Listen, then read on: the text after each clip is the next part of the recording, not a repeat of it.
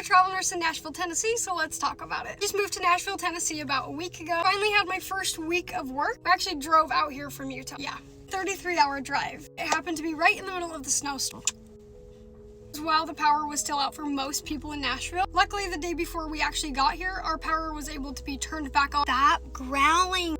I got 2 whole days of orientation. If you're gonna be a travel nurse, please have experience. They don't teach you how to work an art line. They don't teach you about the ventilators. These things you already have to know. Done that before, can figure it out in a new space with new doctors, with new nurses, with new providers. Get your experience before you just go travel. The 2 days of orientation were so good. The nurse I followed actually had been a travel nurse in the past, so she was very helpful, very understanding with the things that I haven't seen yet or haven't done yet. Never seen the vents that they use here. The last 2 hospitals have the new servo ventilators, and I think they're just a newer, nicer brand of technology, which isn't a big deal. They're just vents I've never used or seen before, so she kind of had to show me around how to work these vents. On top of that, I've never used Epic, and this hospital uses Epic charting. That has been a big learning curve. I know after this one assignment, it's what I'm gonna see most of the time, so I'm not mad about it. Between my last orientation shift and my first day by myself, I have 4 days off, so that's what I'm worried about. Their pumps, oh, their pump, listen to that. I think I've just been spoiled back west, honestly. I worked in southern Utah, I worked in northern Utah. That being said, I also traveled to Las Vegas, Nevada, and they also had a lot of modernized equipment and pumps. There's the Alaris pumps, and we use those here as well, but we cannot scan in medications here to scan and program the pump. You do it all manually, which I've never had to do before. Scan the medication, scan the pump, and it programs the pump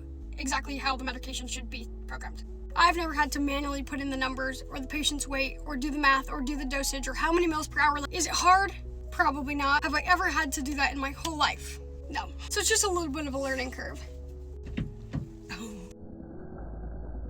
Anyway, that's the biggest update. I'll see you later.